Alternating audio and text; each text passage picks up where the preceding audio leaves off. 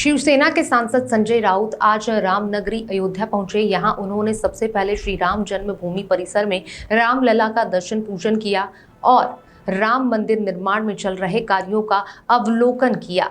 इसी के साथ वहीं दर्शन करने के बाद शहर के पंचशील होटल में प्रेस कॉन्फ्रेंस की। इस दौरान संजय राउत ने कानपुर बवाल मामले पर कहा कि यह मामला गंभीर हो चुका है और अंतर्राष्ट्रीय हो चुका है। कल गल्फ कई देशों ने भारत के एम्बेसडर को बुलाकर आपत्ति जताई। पैगंबर के बारे में जो भाजपा के प्रवक्ता ने बात कही, इसका समर्थन देश में कोई नहीं करेगा।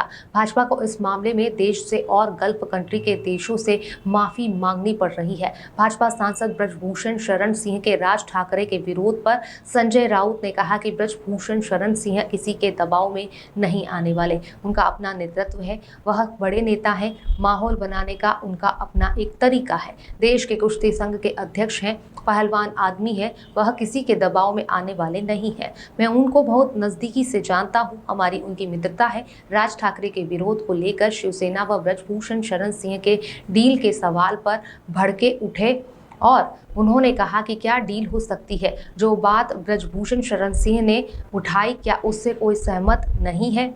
अयोध्या में राज ठाकरे का विरोध जायज मानते हैं। कश्मीरी पंडितों के अत्याचार पर बोले संजय राउत, कहा कि छिटपुट घटना नहीं है। कश्मीरी पंडितों को खुलेआम मारा जा रहा है। अब तक 5000 कश्मीरी पंडितों ने कश्मीर छोड़ दिया है। महाराष्ट्र के मुख्यमंत्री उद्धव ठाकरे ने ऐलान किया है, अगर कश्मीरी पंडित जो विस्थापित हो रहे हैं, अगर महाराष्ट्र में बसना चाहते हो तो शिवसेना उनकी पूरी हिफाजत करेगी, उनको पूरा समर्थन देंगे। जो भी उनको मदद चाहिए, शिवसेना मदद करने को तैयार है। यह बात किसी बीजेपी का नेता कहता तो हमें आनंद आता, लेकिन कश्मीर के बारे में भाजपा केवल राजनीति कर रही है। दरअसल 15 जून के आदित्य ठाकरे के दौरे की तैयारियों को लेकर संजय राउत अयोध्या में है। कानपुर में हुए, वाराणसी में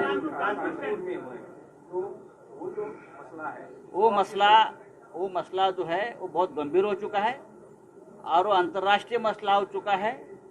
गल्फ के बहुत से देशों ने हमारे जो वहाँ के हाई कमिश्नर है उनको बुलाकर अपनी नाराजगी जताई है।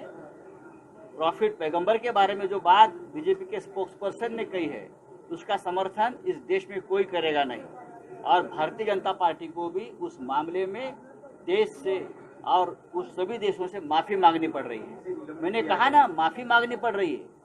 अंतर्राष्ट्रीय स्तर पर ये मुद्दा उठ चुका है। अरे भाई, आप लोग ज़्यादा पहचानते हैं ब्रजभूषण शरण सिंह को। वो किसके दबाव में आने वाले नेता है क्या?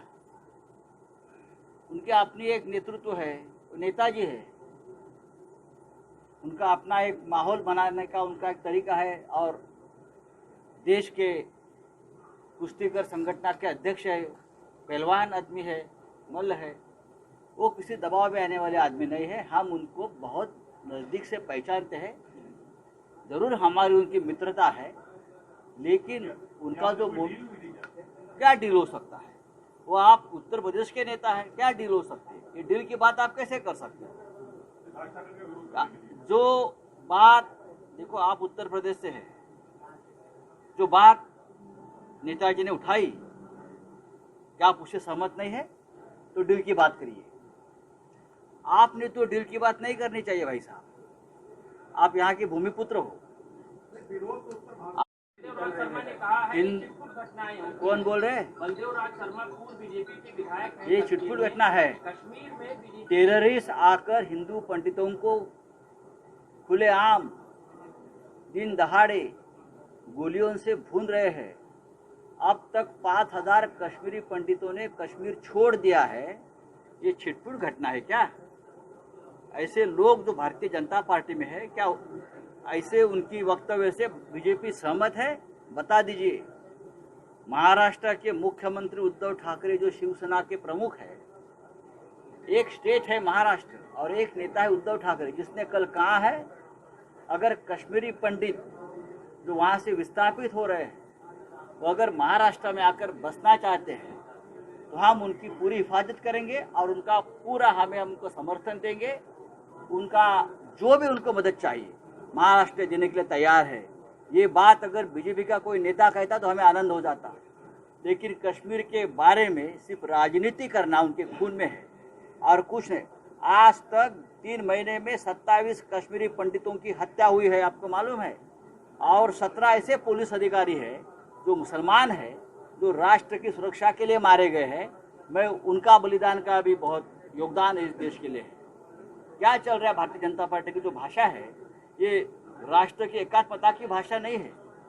ये जनता पार्टी के समर्थन वाले जो लोग हैं वो भी नाराज है और हम वोट करने वाले हैं, तो क्या आप विश्वास रखेंगे?